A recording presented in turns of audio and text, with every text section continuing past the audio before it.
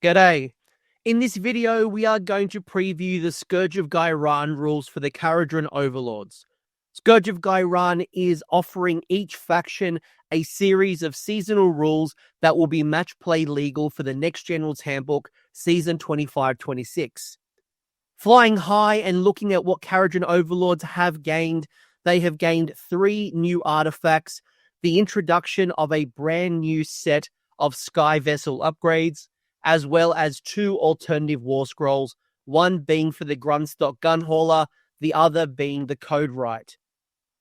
Now, these units will have separate pitch battle profiles that can be substituted for the unit's original Warscroll. Now, you can't use both the Scourge of Ghyran variant as well as the existing Warscroll in the same army list, though you can use the alternative Warscroll in an Army of Renown, just not in a Regiment of Renown. So let's look into the code and see exactly what you have gained. KO has gained 3 new artifacts in addition to the existing 3 available, like your Burst Grenade and the Voidstone Orb. Spell in the Bottle, welcome back my old friend, because once per battle in your hero phase, you will be able to summon a manifestation from the manifestation lore that you choose in your army construct, and then bring it onto the table from the bearer of the artifact. The manifestation is cast on an automatic 7. It cannot be modified, nor can it be unbound by your opponent. You won't be able to use this artifact in your enemy's hero phase through the likes of Magical Intervention, and the fixed spell casting is going to mean that you will have access to most manifestations available, with the exception of your Kronspine, your Purple Sun, and your Suffocating Gravetide, assuming that nothing is going to change in the Next General's Handbook and the values don't increase or decrease. I have no idea at this particular point. So let's assume that it is currently as it stands today. There is a lot of great manifestation laws to choose from, with Forbidden Power probably being my favorite for KO, as it will give you a lot of versatility within the manifestation selection. You will gain damage amplification, you will gain mobility, and you'll gain battlefield denying across the board, I guess. If I look at other laws that might stand out for you, things like Primal Energy might be another good example of a manifestation law. And it makes things really interesting. Should you take the Spell in the Bottle, you could be playing around with your Soulscream Bridge, your Horrorghast, something like Gnashing Jaws.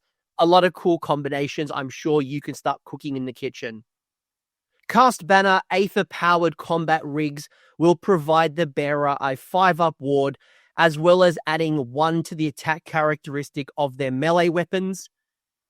If you're going to take this artifact, it is going to likely go onto something like your Arcanaut Admiral or a Endron Master variant, with the ward probably giving its biggest boost to the Endron Master Indirigible Suit, because you will have that higher health characteristic to make the most of that ward save. This is a good little artifact that will help your smaller heroes contribute on the tabletop. However, it will likely struggle to be selected over existing artifacts.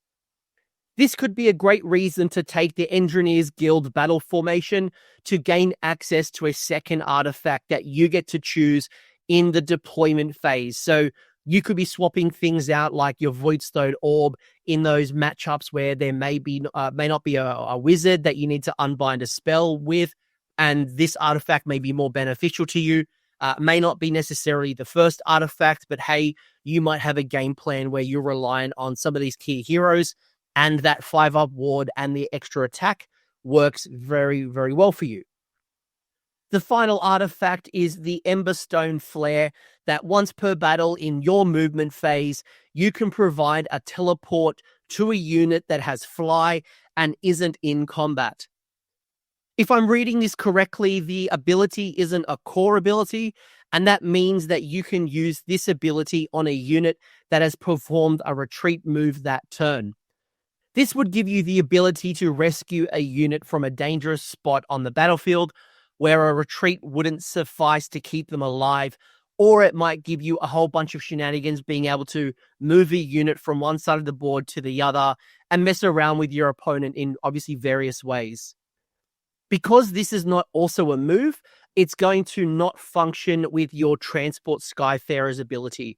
So that's going to mean that your Ironclad or your frigate that is chosen to be the target wouldn't be able to pull nearby infantry units along with it. So with this artifact being used in the movement phase, it will give you some play against your opponent screening you out. Next up, you've gained your Sky Vessels upgrades. Now, these upgrades are an enhancement that can be only given to Sky Vessels. So that is your Grundstock Gunhauler, your Archanaut Frigate, and your Archanaut Ironclad. Voidstone Repulsor Vents will provide your Sky Vessel with a 4+ spell shrug that will also deal D3 mortal damage per reaction against the spellcaster, and it can be used multiple times in the phase if the boat is selected by multiple spells being cast at it. With the risk of chipping damage or even potentially killing an enemy wizard, your opponent may reconsider whether casting a spell against the bearer of the vents is worthwhile, and it certainly may start messing around with their target prioritization when it comes to obviously casting spells. As there's no limit on the different reactions that you can use against the same ability, it is possible to use the Ironclad Endron work to try to unbind the spell first, then go into the Vents ability, or vice versa. You could do the Vents first, then look at your Endron works. Or if you've taken the Voidstone Orb artifact, and again, if some of those dice rolls didn't work in your favor, you couldn't roll the 4-up, you've then got that fail-safe of the Voidstone Orb being able to use to stop the spell going into your boat. Now, KO, you probably don't need me telling you this, that you have a vulnerability to mortal damage, and spell effects are things that you can be quite difficult to kind of stop. So without a particular set of artifacts or traits to kind of mitigate and reduce the amount of mortal damage and spells, this could be a very solid choice for majority of the matchups. Obviously, there's a few armies out there that don't use spells. They only use prayers, and that's going to be quite useless to you. But in most cases, this could be a very good vessel enhancement. Blazebeard and Sons Ejector Pod once per battle will let you pick a friendly KO hero wholly within 6 inches to be the target, and if the Sky Vessel is in combat. Then, should you meet that criteria, you get to reset that hero up onto the battlefield wholly within 18 inches of the Sky Vessel, and obviously outside of 9 inches from all enemy units. When you look at this at first glance, it kind of makes you think that this is really built around saving a hero that finds himself into combat.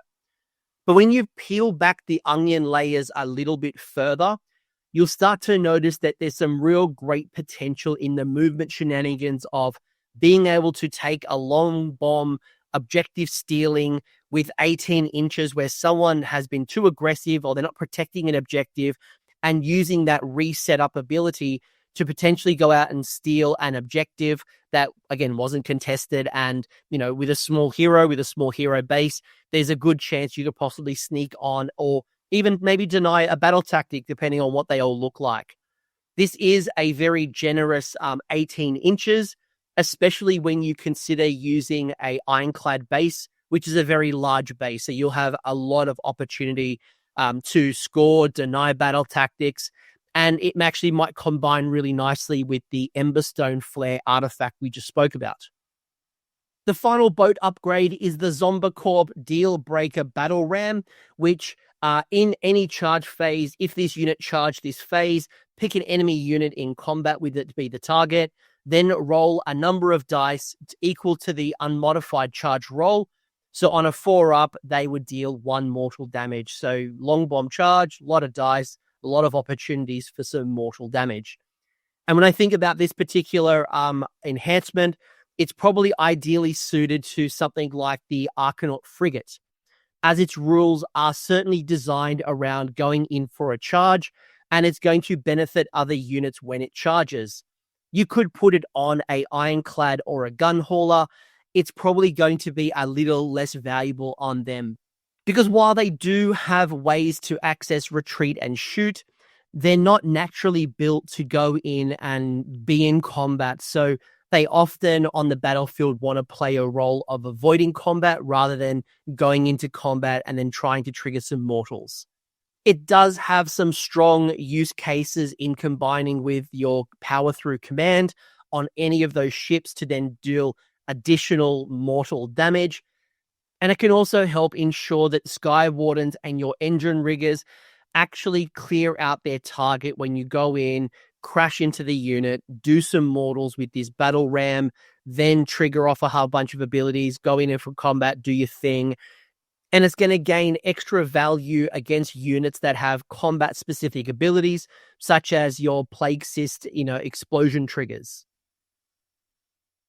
You do have 2 alternative Warscrolls. I did mention the first one being the Grundstock Gunhauler. You do not have to use this Warscroll if you prefer the existing one. It will have its own pitch battle profile. And I'll explain a little bit about how this one is particularly different and if it works better for you. So, with the Scourge of Ghyran version of the Grundstock Gunhauler, the base profile has gained an extra 2 inches of movement, which is going to bring its base movement up to 14 rather than 12 of the old Warscroll. But you can increase that even further if you're taking the Aether Runner's battle formation. That would bring this movement characteristic up to a 16. Its 3 ranged missile weapon profiles have been condensed into one profile, and you have lost the ability to arm it with either the Sky Cannon or the Drill Cannon. That was something that you had to pick at list construction. Now it's just one flat profile, where some players will miss the flexibility of being able to change the weapon profile on the Gunhauler. Others will appreciate the simplicity of the new Gunhauler. It's worth probably calling out here that while the profiles got merged, you didn't quite lose a lot of attacks because, yes, you did lose the light bomb racks, the chip mortals that happen from the bombing racks, but you have seen an increase, or you've seen that the Sky Ordnance is now on range 15, 3 attacks, hits on 4s, wounds on 3s, Ren 2 for 3 damage. This combining profile, I like it, mostly because your old Warscroll had a mixture of 15 and 12 inches, and sometimes you find an awkward situation where your 15-inch shooting attacks are in, your 12-inch shooting attacks are out. The old carbine, for example, used to be 12 inches. And while you have lost the ability to shoot in combat with the carbines, you have seen an increase in your rend characteristic, and that rend now being Ren 2. So math hammering this all out, it tells me that your average output is slightly lower just on pure base profile, but it will scale up a lot better and you'll get more value from the various faction boosts that you can build into, and even more so when you're targeting high armor saves given the Ren 2. The Gunhauler now has a very interesting piece that's missing from your previous Warscroll, and that is that the Gunhauler can no longer transport a unit. So your old Warscroll does have the capacity of transporting 1 unit of 5 models, which was always a limitation anyway, because moving 5 models, there wasn't a lot of use cases for it. And it's also missed the 6-up ward to protect itself and another Sky Vessel unit within its combat range. So with those things kind of disappearing a little bit, you'll notice that the Gunhauler's role is changing a little bit more to be, independent. It's like a teenager moving out of home and going to college. It's now independent. And when you take it together in its frat house, so taking more than 1 Gunhauler, you will see the attack squadron ability means that it can run and shoot, which is a very interesting rule. They do have to be wholly within 12 inches of each other. So while this unit is wholly within 12 inches of another Gunhauler, it can shoot even after it run. Really like that rule. The other new ability is the fighter vessel. that is going to let the gun hauler move d6 inches after it's used a shooting ability, and that does also include using the cover fire command, which when you think about the combination, your opponent is moving towards you, you play off the covering fire, then you move and possibly move backwards or move onto an objective or move however you want to move. This could be a double blow because you've made their charge harder, you have positioned them in range of something else, you have pulled them out of formation. There's a lot of things you can do here with that D6 roll. Just don't roll low like I normally do. That's the worst. And then when you think about the 14-inch fly move and the ability to run and shoot when they're in a group, it has changed the gun hauler a little bit to become actually one of the fastest range flankers in the game. Very, very generous movement when you think about that, which is going to be that welcome boost that you probably need for taking on the flanks, because you will get a lot of value putting one or more of these gun haulers on a flank. They can be easily set up for an early charge. They could be tapping into power through. They could be going in, taking out unguarded objectives. You could be using them to keep up with some of your boats and screen your frigates and your ironclads. So they can use a lot of, I guess, support mechanisms. They could be supporting either of your boats or could be working independently. So I do like this new gun hauler, if I'm being honest. Yes, I'll miss the ward. Yes, I'll miss some of the things, but I do like this a lot better. The other new war scroll is the Scourge of Ghyran code write, and the base profile and the weapon options remain unchanged.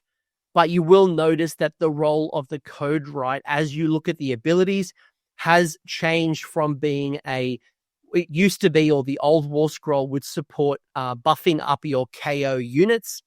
Its role has changed to debuffing your enemy units.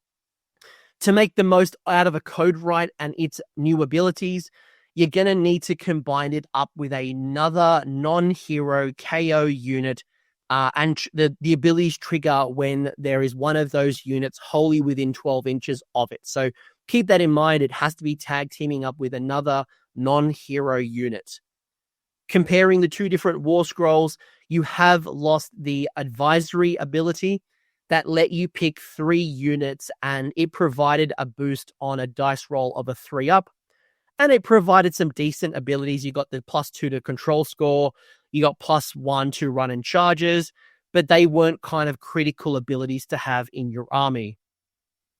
But where the change really comes in is that the Scourge of Ghyran version of this war scroll has changed to be, I want you to think of a priest. So it's not a priest. It's not going to be bringing on invocations, not that type of priest, but I want you to think about the priest rules. When you use the I'm watching you ability in any hero phase, not just yours, not just mine, both of us, we are going to generate these D3 vexed points for the units. So they're going to accumulate not as a faction, but just at an individual model. So you can't take 2 and stack them and pull them up. It's per model. So you've got yourself these vexed points. They're happening in your phase and my phase. You then can start cashing in those vexed points once per turn in any hero phase. If there's that other KO unit that is wholly within 12 inches of it. If you go in and cash those vexed points, you pick an enemy unit within 18 inches of the code write. All right, so generating these vex points. We have a friend and they're wholly within 12 inches, so I can then trigger the vexed ability. Then I've found my target who is within 18 inches. Now that those conditions kind of start coming together, I then can go in and spend these vexed points. Now, it's worth noting here that the vexed ability only works for that turn. So it's not until your next hero phase. It is just for the turn that you cash in the vexed points. And when you cash them in, you either spend 3 or 6 vex points. And when you spend your vex points, there is 2 different types of debuffs. And depending on the level, I guess 3 or 6, will depend on the benefit that you get. All right, I hope you're still with me at this point. Generating points, needs a friend, targets an enemy, spend the points. If you spend 3 vexed points, your choices are either to subtract D3 from the target's movement characteristic, or you can subtract 1 from their wound rolls for combat attacks. So spend 3 points, we can reduce their movement, make it harder for them to wound. If you spend 6 vex points, you would then be able to halve the target's move characteristic, or you subtract both a point of rend from their melee weapons as well as subtract 1 from wound rolls in their combat attacks. So depending on obviously the points, you spend 3 points, you get a debuff. You spend 6 points, you get a bigger debuff. Because these effects only function until the rest of the turn that they're being used in, your movement effect is only really worth using in your opponent's turn, given that your opponent is likely not going to be moving in your turn unless they have a specific unit that has an ability that lets you move in your turn as if it was their turn. The weapon effect is definitely going to be better off in a turn that you know that you're going to be having a round of combat and you want to reduce the output abilities of that hammer unit. Both of these abilities really stand out. We know the power of debuffing rend and debuffing a wound, especially for a unit that is a very big hammer and wants to do a lot of damage, and their strategy and their battle tactics are reliant on that particular hero or that unit. Sorry, not a hero, just a unit.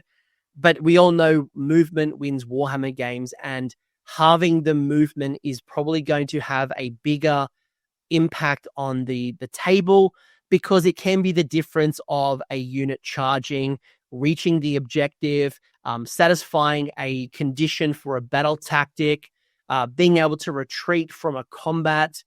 There's a lot of play when it comes to the movement shenanigans, but obviously the combat is still also good depending on what you find most situational.